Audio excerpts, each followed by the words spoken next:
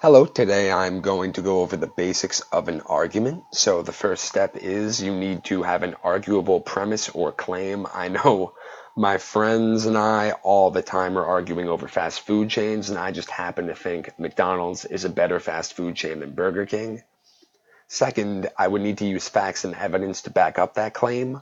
So my example would be a 2017 survey states that 60% of Americans would rather eat at McDonald's than Burger King. This is just a made up statistic for this example. My argument needs to be logical and coherent. This is just so your opponent, the person you're arguing against, can't use any of the fallacy examples, which you'll learn later on, against you. And you need to use references and credit those references. So that survey that I stated that I just made up an example for, if I were to use that in a real argument and someone told me, where'd you get that statistic from? My argument could be debunked because the statistic isn't real. So the first argument we all get into is the deductive argument. It's a form of reasoning in which if the premises are true and the logic is good, then the conclusion must be true. So you could think of this as going from a general to a more specific argument.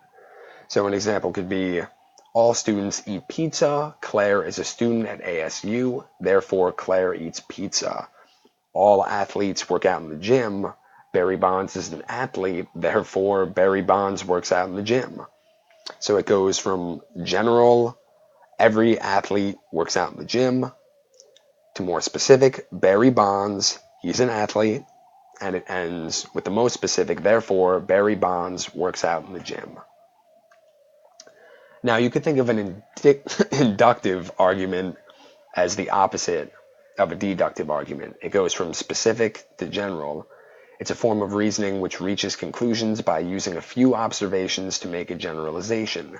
Although the conclusion could be a good one, it is not necessarily so, because not all possible observations can be made.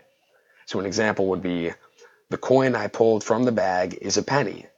The coin is a penny. A third coin from the bag is a penny. Therefore, all the coins in the bag are pennies. So it's a very general statement. Who knows, maybe the third coin you pulled, it was just luck that it happened to be a penny. There could be quarters in there, nickels. You don't know all the options. So a causal argument claims that one thing happened as a direct result of something which occurred previously. So too often, what we describe as causal reasoning is simply correlation.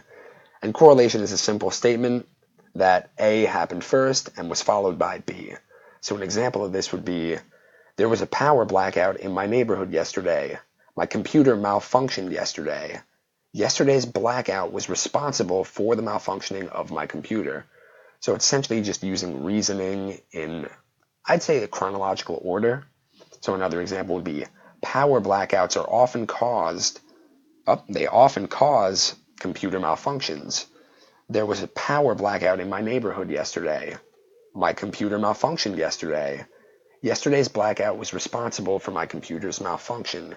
So it simply states that, based on this correlation, A happened first, followed by B. You know that power blackouts cause computer malfunctions. A power blackout happened in your neighborhood, and your computer malfunctioned. Therefore, the blackout was responsible for the malfunction.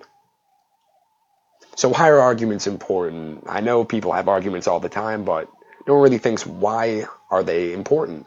So they allow people to expand their minds and think about things in new and interesting ways.